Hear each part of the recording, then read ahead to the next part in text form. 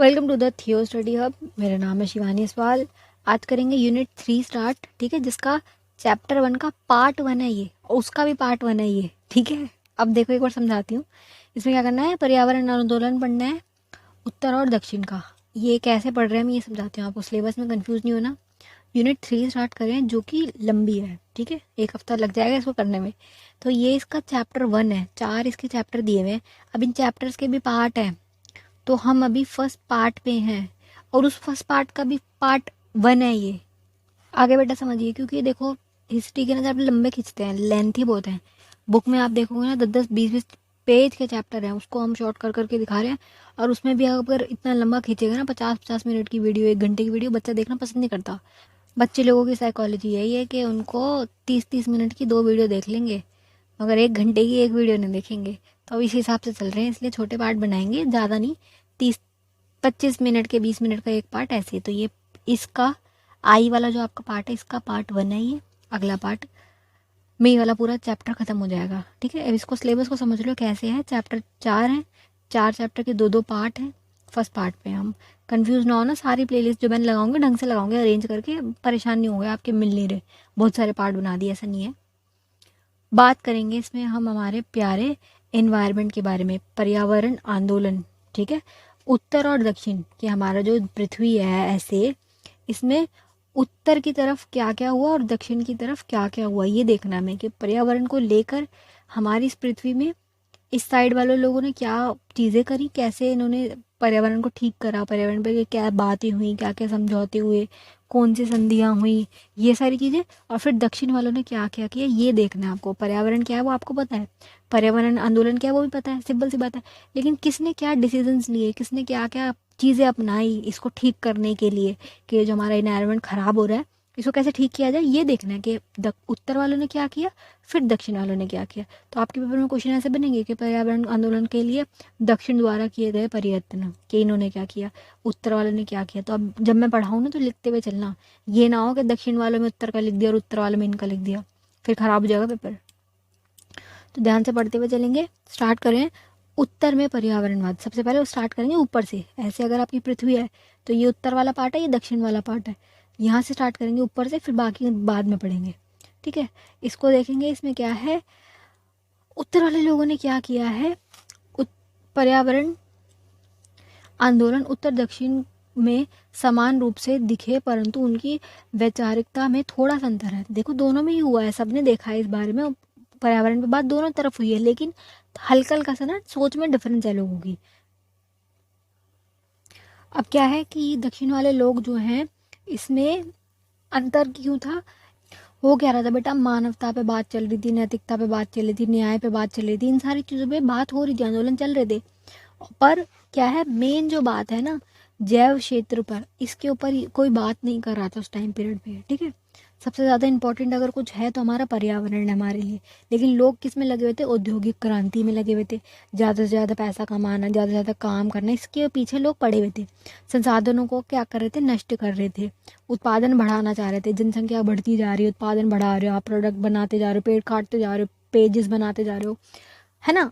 पेड़ों को हटा रहे हो, वहाँ पे उद्योग लगा रहे हो कि मशीनें लगनी चाहिए, फैक्ट्रीज लगनी चाहिए, पैसा आएगा। ठीक है, पैसा तो आएगा, लेकिन अगर ये पेड़ ही नहीं बचे तो फिर ऑक्सीजन कहाँ से आएगा, ऑक्सीजन कहाँ से बनाओगे, कौन सी कंपनी होगी जो ऑक्सीजन बनाएगी, ऑक्सीजन कहाँ से आएगा, ये भी तो देखा जाएगा ना। तो ये यही कर रहे थे, इन सारी चीज़ों से धीरे धीरे धीरे आगे जाके क्या है, परिस्थितियाँ चिंतित होने लग गई, चिंता की तरफ आगे बढ़ने लग गए, गहरी होती चली गई कि इन सारी दिक्कतों के बाद क्या हो गया, सभी क्षेत्रों के लोगों को इकट्ठा होना पड़ा। जंगलों को बर्बादी व बड़े बड़े बांधों और औद्योगिक कचरे के बढ़ावे को रोकना था, ठीक है। सारे क्या होगा, फिर लोग एक होने लग गए। तो यही बोला कि दक्षिण और उत्तर में दोनों ही तरफ क्या है, पर्यावरण को लेकर आंदोलन हुए हैं, लेकिन दोनों की क्या है, सोच अलग थी। मेन फोकस लोगों को किस पे था, मानवाधिकारों पे, नैतिकता पे, न्याय पे, इन सारी चीज़ों पे। और जो मेन चीज़ है ना आपका, वो क्या है, आपका पर्यावरण। क्योंकि देखो घर हमारा यही है, हम यहाँ रह रहे हैं, हम कहीं और जाके नहीं रह सकते, और कोई जगह है ही नहीं, कोई और प्लेनेट नहीं है जहाँ हम जाके रह सके। होगा भी तो अभी तक संभव नहीं है कि हम वहाँ जा सके। चांद पे ही जाना इतना मुश्किल है, तो सोचो और कहूँ कौन सा प्लेनेट है जहाँ हम जाके रह सके। जीवन है ही नहीं, पानी ही नहीं है, पानी है तो ऑक्सीजन नहीं है, ऐसे मतलब सिचुएशन सिर्फ और सिर्फ हमारी पृथ्वी पे ही ऐसी है कि हम रह सकते हैं, और कोई जगह नहीं है। तो ये जो लालच है औद्योगिक क्रांति वाला, ये जो इन्होंने किया कि इतने पेड़ों को काट रहे हैं, इतना नुकसान कर रहे हैं, इतनी जहरीले गैसें निकाल रहे हैं, इथेन मीथेन गैसेस वगैरह, कार्बन डाइऑक्साइड गैसेस हैं, ये बढ़ती जा रही से क्या हो रहा है, ग्लोबल वार्मिंग हो रही है, तापमान बढ़ रहा है। अगर तापमान बढ़ता जाएगा इसी तरीके से तो ग्लेशियर पिघलेंगे, हम सब डूब जाएंगे, कोई नहीं बचेगा फिर, क्योंकि ग्लेशियर इतने हैं कि पूरा का पूरा जो ये हमारा ग्लोब है ना, ये डूब जाएगा। तो ये सारी चीज़ों के ऊपर अब बात होगी, अब बुक्स आएंगी अलग अलग, लोग क्या करेंगे, बुक लिखेंगे, जिसमें क्या है, सबसे बड़ी बुक का नाम आएगा साइलेंट स्प्रिंग। उस बुक ने क्या है, सभी लोगों का ना ध्यान इस वाले टॉपिक के प्रति आकर्षित किया कि हर इंसान सिर्फ पैसे के पीछे भागता जा रहा है, पर्यावरण का क्या, इतना पैसा कमा के क्या करोगे अगर पर्यावरण ही नहीं बचा, मान लो सुनामी आ जाती है, सारा पैसा तुम्हारा बह जाएगा, किस काम का वो पैसा फिर। तो ये जो बुक आई ना साइलेंस पे, इसके बारे में बात होगी कि इस बुक ने बहुत ज़्यादा, ये बुक फेमस हुई, बहुत ज़्यादा इसने लोगों का ध्यान जो है अपनी तरफ, कि ये जो टॉपिक है पर्यावरण का, पर्यावरणवाद का, इसकी तरफ ना आकर्षित किया। इसके बारे में देखेंगे। बेसिक आपने समझ लिया कि ये आपका ग्लोब है, इसमें उत्तर वाले लोग कौन से हैं, जिन्होंने औद्योगिक क्रांति की, ये हैं दक्षिण वाले लोग जिन्होंने इतना औद्योगिक क्रांति नहीं की, इनका इतना पार्टिसिपेट नहीं था, ये बेचारे कब्जे वाले देश थे, जैसे हम हो गए, इस साइड हम आते हैं, यहाँ पे अफ्रीका वाले देश आते हैं, ये सारे ऊपर अमीर वाले देश आते हैं, इन्होंने क्या करा था, इन पे कब्जे कर रखे थे, ये देखा जाता है। तो ये वाला जो इन लोगों ने, इन्होंने ज़्यादा ख़राब किया पर्यावरण को, हम लोगों ने इतना नहीं किया, क्योंकि हम तो हमेशा से 200 साल तक गुलाम रहे थे, उसके बाद हम आज़ाद हुए, अब हमने विकास करना स्टार्ट किया, औद्योगिक क्रांति हमारे यहाँ पे नहीं हुई। तो अब ये टॉपिक चलेगा कि कैसे कैसे दक्षिण वालों ने, कैसे उत्तर वालों ने चीज़ों को ठीक करने के लिए प्रयास किए, ठीक है। तो ये बोल रहे हैं कि सैमुएल पी हेज, इनके नाम लिख लीजिए, ठीक है। इन्होंने क्या है, कन्वेक्शन एंड गोस्पेस ऑफ एफिशिएंसी 1959 में जो बुक लिखी गई, इस प्रकृति के दस्तावेज में, एक तरीके से रिपोर्ट मान लो, ठीक है। इस रिपोर्ट में, दस्तावेज में रूपरेखा का परिस्थिति को लेकर संयुक्त राष्ट्र में चिंता दिखाई। उन्होंने क्या किया, यूएनओ को बताया इस बारे में कि पर्यावरण जिस प्रकार से खराब हो रहा है उसका क्या। ऐसे ही सेम जैसे इन्होंने ये एक दस्तावेज लिखा बताया, वैसे क्या है, ये बुक बड़ी फेमस हुई, इसका नाम इंपॉर्टेंट है, इसको लिख लीजिए, साइलेंट स्प्रिंग। कब की है ये, 1962 की बुक है। ये महत्वपूर्ण पुस्तकों में से एक है जिसने सारी पूरे वर्ल्ड का ध्यान इस चीज़ के ऊपर ले आया कि प्रकृति को बचाओ, प्रकृति अगर ख़त्म हो गई हमारी तो फिर कुछ भी नहीं बचेगा, हम लोग प्रकृति से हैं, ठीक है, हमसे प्रकृति नहीं है, हम प्रकृति से हैं। अगर प्रकृति नहीं बची तो कोई भी नहीं जीवित बचेगा। तो ये बोले 62 में जो बुक आई, जिसने इन्हें बुक लिखी उसका नाम लिख लीजिए, मैरिन जे विज्ञानी रशेल कॉर्सन द्वारा लिखी गई। इनके लेखक का नाम इतना बड़ा है, ये लिख लीजिए, साइलेंट स्प्रिंग बुक है, और कब हुई प्रकाशित ये, ठीक है। इस पुस्तक में कीटनाशकों के उपयोग का भयंकर प्रभाव को बताया। क्या हो रहा था, कीटनाशक क्या होता है बेटा, जैसे आपका खेत है उसमें अब कीड़े आएंगे, खेत अगर आप लगा भी रहे हो, किसी भी चीज़ की खेती कर रहे हो, तो कीट आएंगे, कीटनाशक, उससे क्या होता है, आपकी फसल ख़राब हो जाती है। आपको चाहिए कि फसल बिल्कुल ख़राब ना हो, पूरा एक बेस्ट फसल निकल के आए, तो आप लोग क्या करते हैं, कीटनाशक डाल देते हैं। अब ये जो कीटनाशक है ना, ये जो आपका प्रोडक्ट है ना, जो भी चाहे चावल की खेती है, गेहूँ की खेती है, उस पर चिपका रह जाता है, जो शरीर के लिए बड़ा हानिकारक है। तो इससे क्या है, आपका जो प्रकृति का तंत्र है वो ख़राब हो रहा है पहले तो, क्योंकि सारे जो कीट होते हैं ना, ये मर रहे हैं, ये सारे मर जाएंगे। दूसरी चीज़ क्या, आपका जो फसल है वो खुद भी ख़राब हो रही है, इंसान के पेट में तो कीटनाशक जा रहा है ना, केमिकली तो है। तो ये बोलेंगे कि जो सबसे ज़्यादा कीटनाशकों का उपयोग है ना, वो अमेरिका ने किया सबसे ज़्यादा। उसने अपनी खेती को, क्योंकि उसके पास जगह बहुत थी, अमेरिका के पास बहुत सारी जगह है काम करने के लिए, उन्होंने खेती करवाई। अब खेती में कीट तो आएंगे, जो छोटे छोटे इंसेक्ट्स होते हैं खेती खराब करने के लिए, उनको हटाने के लिए इसने सबसे ज़्यादा, बहुत ज़्यादा कीटनाशकों का उपयोग किया, जो हमारी प्रकृति के खिलाफ है। जो आपका ये इकोसिस्टम बना हुआ है, उसमें अगर आप किसी एक जीव को भी मार रहे हो तो पूरा ये जो साइकिल होती है ना, ख़राब होती है। सारे कीटों को अगर आप ऐसे ख़त्म कर रहे हो तो फिर मिट्टी का क्या होगा, वो जो जो ये होते हैं ना जीव, परजीव जीव जो होते हैं, ये इंपॉर्टेंट होते हैं, चेन का हिस्सा होते हैं। अगर किसी एक को भी आप हटा रहे हो तो चेन खराब होगी। दूसरी चीज़, जो फसल खराब हो रही है उसका भी क्या। तो ये बोल रहे हैं कि मिट्टी खराब हो रही है, जो सॉइल है ना, जो एक केमिकल आप इतना डाल रहे हो, फसल तो हो ही रही है खराब, उसके बाद जो ये मिट्टी है, जो आपकी सॉइल है, इसके ऊपर भी तो केमिकल जा रहा है, मिट्टी भी तो बंजर हो रही है। एक समय ऐसा आ जाएगा मिट्टी के अंदर ताकत ही नहीं बचेगी फसल उगाने के लिए, फिर हम क्या खाएंगे। अगर मिट्टी खराब हुई तो फिर ख़त्म है दुनिया। तो ये बोले कि मिट्टी खराब हो रही है, प्लस फूड तो खराब हो ही रहा है। खेती के लालच में कि हमें ज़्यादा से ज़्यादा अच्छी फसल चाहिए, उसके लालच के अंदर आप इतना कीटनाशक जो है उपयोग करोगे, तो ये बोलेंगे कि कीटनाशक के उपयोग का भयंकर प्रभाव को बताया। सबसे ज़्यादा DDT, ठीक है, ये इसकी फुल फॉर्म है, इसको देख लीजिए, ये केमिकल्स के नाम है। कीटनाशकों से सबसे ज़्यादा प्रयोग संयुक्त राष्ट्र अमेरिका ने किया है, अमेरिका वालों ने किया।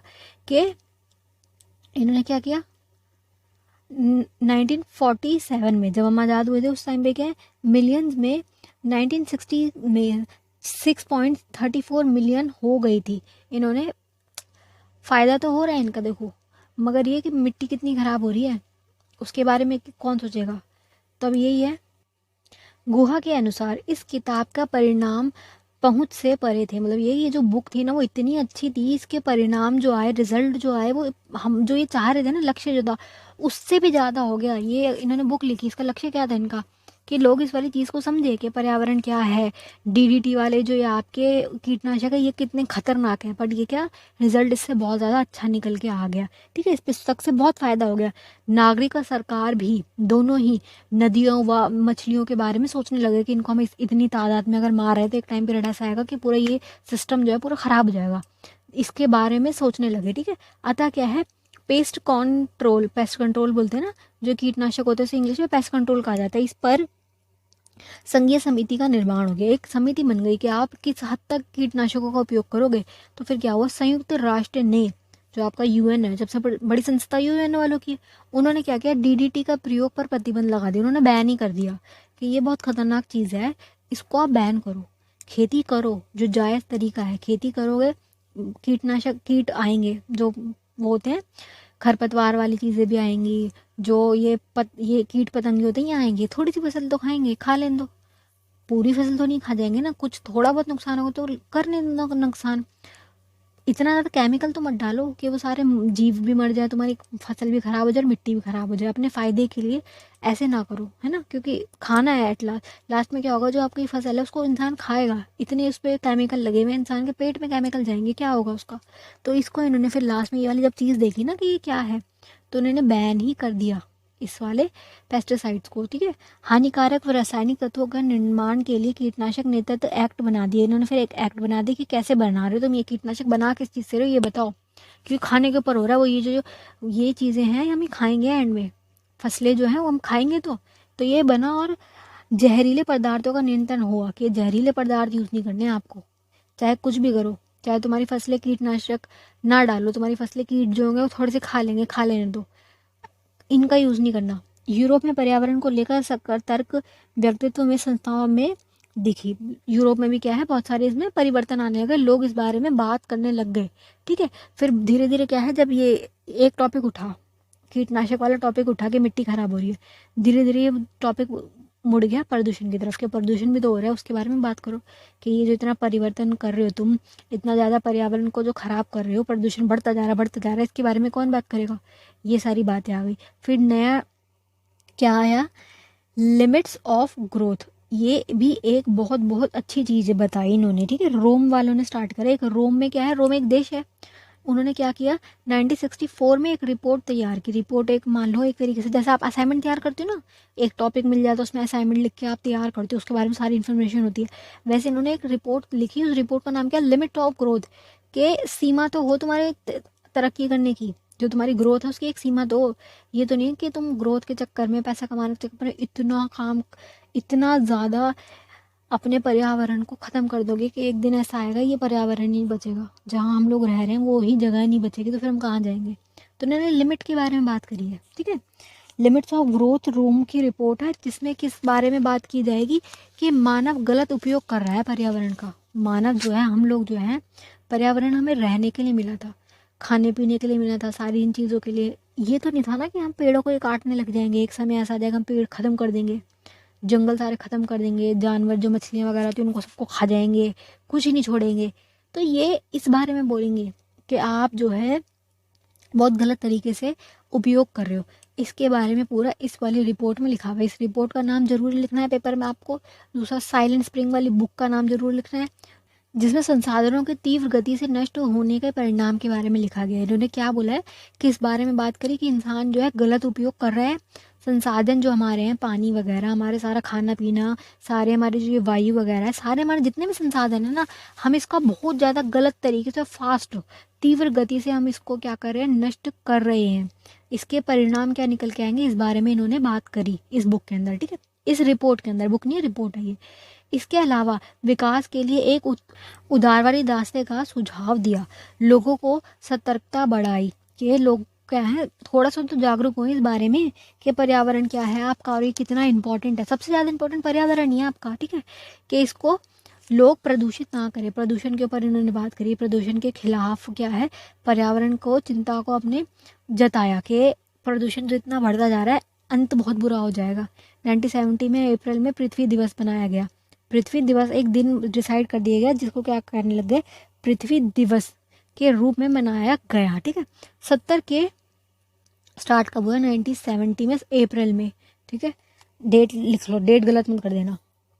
और दूसरा क्या है, 70 के पूरे दशक में, 70 वाला जो पूरा टाइम पीरियड गया 1970 वाला, इस पूरे दशक में बहुत सी संस्थाएं आई, बहुत से क्लब आए, संयुक्त राष्ट्र यूएनओ वाले आए, बहुत सारी सोसाइटी आई जिन्होंने पर्यावरण के बारे में बात करनी अब क्या है स्टार्ट कर दी। पहली बुक क्या आई, साइलेंट स्प्रिंग, फिर दूसरी वाली क्या आई इनकी, growth, limits of growth report आई, फिर बहुत सारी चीज़ें आने लगी, बहुत सारे लोग इस बारे में बात करने लग गए, जो कि एक बहुत अच्छी बात है। तो यही बोला कि 70 से 80 का जो शताब्दी रही और जो 10 साल जाए इसमें चमत्कारी वृद्धि हुई। जो ये संस्थाएं हैं, ये जो क्लब्स हैं, जो इसके बारे में पर्यावरण के ऊपर बात करेंगे, पर्यावरण के पक्ष में बात करेंगे, इसमें क्या है चमत्कारी रूप से वृद्धि होनी स्टार्ट हो गई, लोग इस बारे में बात करने लग गए, ठीक है। अब क्या है कि एंड्रयू जेमिसन के अनुसार युवाओं ने भी बड़ी संख्या में आंदोलन में भाग लिया। युवाओं भी क्या हो गए, जो यंग पीपल है वो भी इसमें आने लग गए कि हाँ ये बात सही है, पर्यावरण का मुद्दा बहुत बहुत ज़्यादा इंपॉर्टेंट है, हम ही लोग इसको ख़राब कर रहे हैं, हमें इसे बचाना होगा, ठीक है। ये हो गया आपका पूरा उत्तर वाले जो चीज़ें हुई। उत्तर में जो 2 बुक्स लिखी, बुक और एक रिपोर्ट, ये पूरा। अब ये पढ़ेंगे लव नहर वाला दिक्कत, ठीक है, कि ये नहर क्या थी, सामाजिक आंदोलन पढ़ लेंगे एक बार, और ये सारे देखते हैं, फिर ये पूरा टॉपिक आपका कवर हो जाएगा, ठीक है। नेक्स्ट पार्ट में आपका क्या करेंगे, दक्षिण में जो जो आंदोलन हुआ। अभी क्या पढ़ रहे हैं हम, सारा उत्तर का, दक्षिण वाला पढ़ेंगे, दक्षिण वाला इंपॉर्टेंट है, ठीक है। पार्ट 2 में ज़्यादा इंपॉर्टेंट चीज़ें आएंगी, ये तो बेसिक समझा रहे हैं हमें, ठीक है। इसमें ये 2 जो बुक है ये इंपॉर्टेंट है, अभी इसका ये करते हैं। इसमें क्या है, सामाजिक आंदोलन संयुक्त राष्ट्र के पर्यावरण में कई विचारों में सम्मिलित किया गया, ठीक है। संयुक्त राष्ट्र संघ जो आपका यूएनओ, इसमें अब इस बात पे बात होने लग गई, पर्यावरण क्या है, पर्यावरण को कैसे बचाए, ये वाला टॉपिक क्या है बढ़ता चला गया, ठीक है। हाल ही में दर्शन शास्त्री आर्ने नेस ने 72 में, ठीक है, 1972 में गहरे पर्यावरण का उदाहरण दिया, जिसमें जैव केंद्रित पर जोर दिया गया और मानव केंद्र को अस्वीकार किया गया। अब देखो क्या बोले, ये अगर आपका वर्ल्ड है तो ये जो हमारा पर्यावरण है इसको केंद्र में रखा गया कि ये इंपॉर्टेंट है, मानव इंपॉर्टेंट नहीं है, मानव को केंद्र में नहीं रखा, इस पर्यावरण को इन्होंने क्या है केंद्र में रखा है, ठीक है। अब ये मानव को अस्वीकार किया कि मानव कुछ नहीं है, पर्यावरण मेन है, ये सारी बातें हुई। दूसरी तरफ क्या है, पर्यावरण आंदोलन के आयाम में व्याख्या के पर्यावरण न्याय आंदोलन दिखने लगे, ठीक है।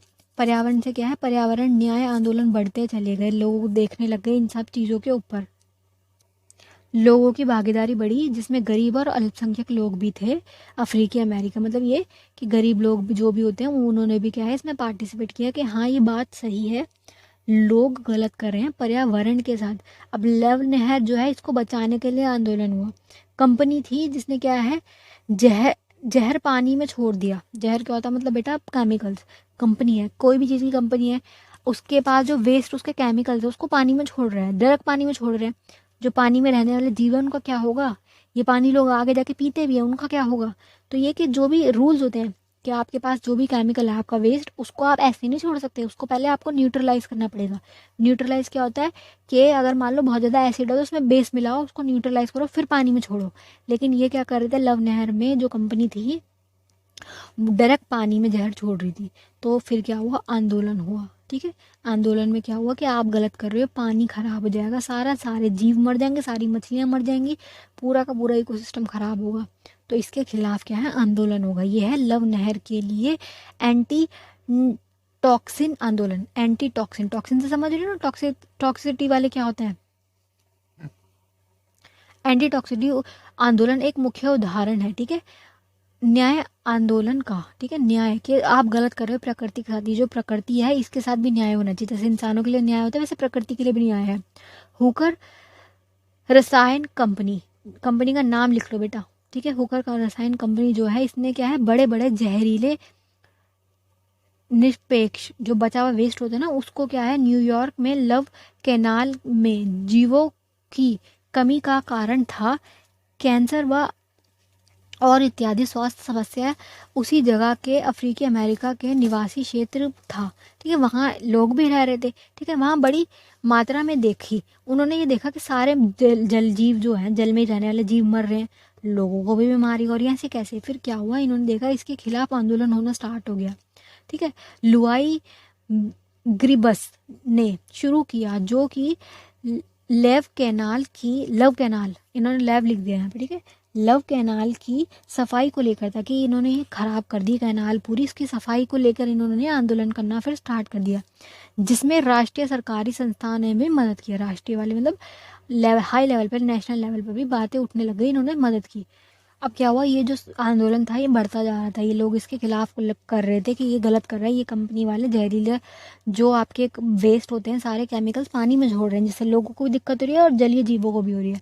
तो क्या हुआ, बाद में क्या है, समूहों का दबाव जो है बढ़ता चला गया, इस दबाव के कारण फिर एंड में क्या हुआ है, इस वाले जो एरिया है ना इसको ना घोषित कर दिया गया कि ये संकट का क्षेत्र है, प्राकृतिक संकट का क्षेत्र है, इसको घोषित कर दिया गया, लोगों को यहाँ से शिफ्ट कर दिया गया और इसके लिए काम किया गया, ठीक है। अमेरिका सरकार ने हजारों लोगों को दूसरे स्थान पर भेजा और इसको क्लीनिंग का काम स्टार्ट कर दिया, ठीक है, लोगों के दबाव के कारण लोगों ने बोलना स्टार्ट किया।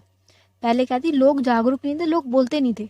अब क्या है, यूरोप में औद्योगिकरण को लेकर बुरे परिणामों को, यूरोप में फुल औद्योगिकरण हो रहा है, बड़े बड़े कंपनियां लग रही है, कारखाने लग रहे हैं, लेकिन उनका बुरा प्रभाव भी तो हो रहा है, कितना उनसे पोल्यूशन निकल रहा है, उसको लेकर परिणामों के लिए सत्कार उठी, ठीक है, लोग क्या है बोलने लग गए। पर्यावरण के लिए कुछ राजनीतिक कार्यशाला पार्टियां भी बनी, पार्टियां बनने लग गई, ठीक है, वैल्यू पार्टी के नाम से हुआ 60 में इनका ये इस टाइम पीरियड पे ये पार्टी बनी, जो क्या है ग्रीन पार्टी के रूप में जानी जाती है, इसका नाम इंपॉर्टेंट है, ठीक है, ग्रीन पार्टी के नाम से जानी जाती है। कब का टाइम पीरियड है, 1960 में।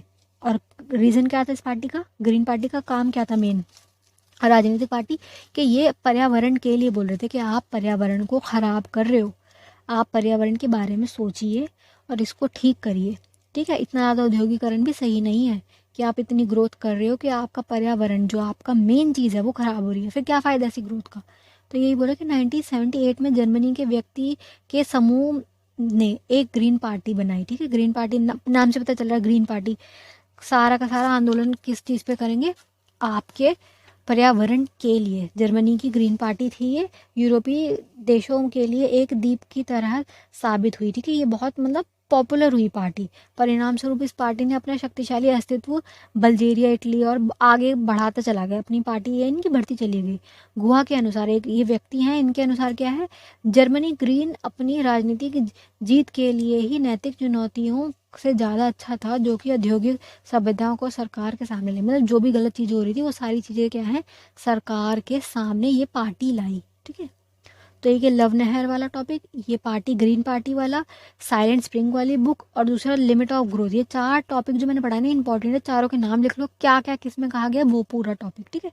ये सारा क्या था आपका उत्तर में जो चीज़ें हुई, ठीक है, उत्तरी क्षेत्र में वर्ल्ड अगर ऐसे है तो उसमें उत्तर में जो चीज़ें हुई वो हमने पढ़ लिया। अब दक्षिण का कल पढ़ेंगे, जिसमें सारी इंपॉर्टेंट चीज़ें आएंगी, क्योंकि उसमें ब्राज़ील वाला टॉपिक उठेगा, जो कि आपका अमेजोन वाला टॉपिक है, वो बहुत इंपॉर्टेंट टॉपिक है, ठीक है, वो भी एक इंपॉर्टेंट है। इसके चारों पार्ट्स लिख लीजिए, आसान सा टॉपिक है आपका। ना समझ आता आप कमेंट बॉक्स में पूछ लेना।